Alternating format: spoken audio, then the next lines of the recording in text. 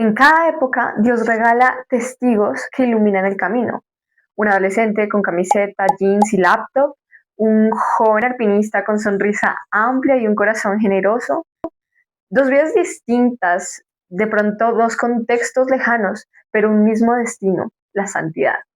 Carlo Acutis y Pier Giorgio Frassati, dos jóvenes que descubrieron que vivir con Cristo lo cambia todo. Carlo nació en Londres en 1991, pero creció en Milán.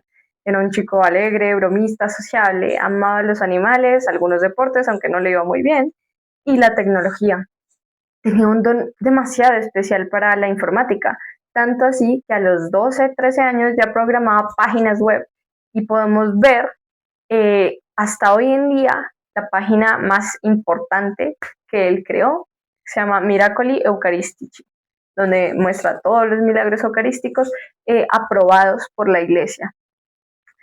Pero lo más sorprendente de Carlo era su fe.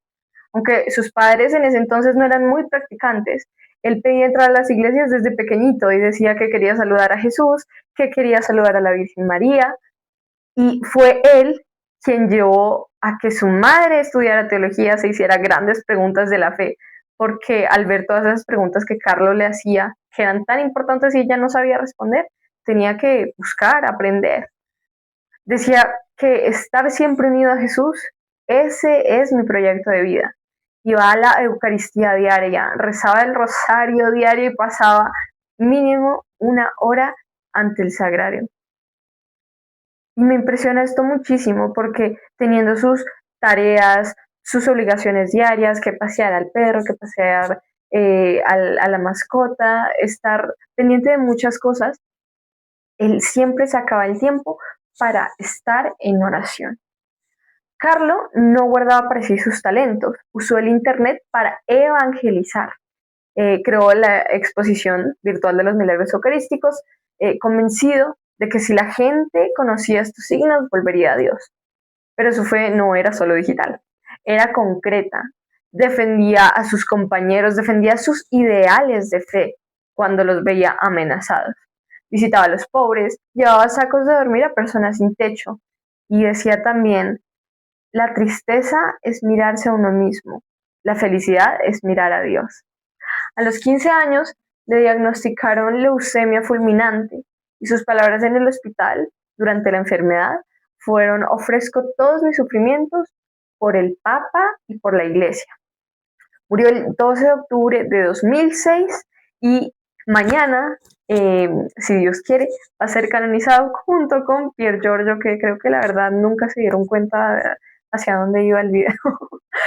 Este video es demasiado personal, amo mucho a estos dos personajes que están acá. Hoy el cuerpo de Carlos descansa en Asís con su sudadera y con sus zapatos Nike, como si nos dijera, la santidad también puede tener rostro de una persona común y corriente, de una persona vestida con chaqueta de jean, con zapatos, con tenis, que escucha música, que hace cosas normales hoy en día. Pero mucho antes, 90 años más o menos, nacía en Turín, Italia, Pier Giorgio Frassati. Su padre era un hombre influyente, senador y dueño del periódico La Stampa. Su madre, una reconocida pintora. Tenían prestigio, dinero y comodidades. Pero Pier Giorgio nunca se dejó atrapar por lo superficial. Era un joven lleno de energía, alegre, apasionado por el deporte, le encantaba cualquier deporte y sobre todo las montañas, el alpinismo. Allí se encontraba con la grandeza de Dios y de esa pasión nació su lema, ver sol alto, hacia lo alto. Más allá de la aventura, su vida estaba marcada por un amor silencioso y concreto a los demás. Se unió a asociaciones católicas, participaba en la Acción Católica, en la Conferencia de San Vicente de Paúl y en la Tercera Orden Dominica. Dedicaba largas horas a la oración, llevaba alimentos, medicinas, consuelo a los pobres y muchas veces regresaba a su casa tarde después de haber visitado enfermos en los barrios más humildes. A veces llegaba sin zapatos, sin chaqueta y pues esto le causaba vergüenza a sus papás.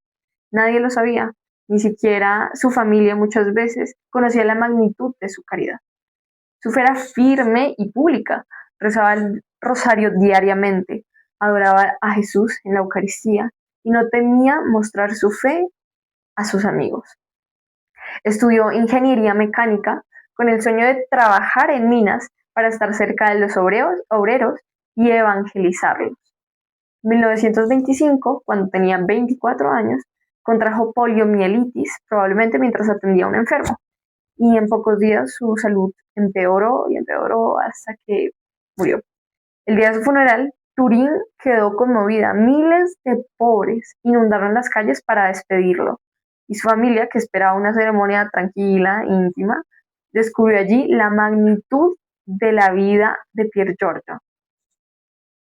Miren, Carlo y Pier Giorgio vivieron vidas bastante diferentes por la época, por sus familias, sus amigos, la gente que los rodeaba, pero ambos entendieron lo esencial.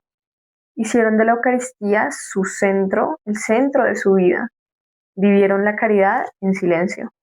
No renunciaron a sus pasiones humanas.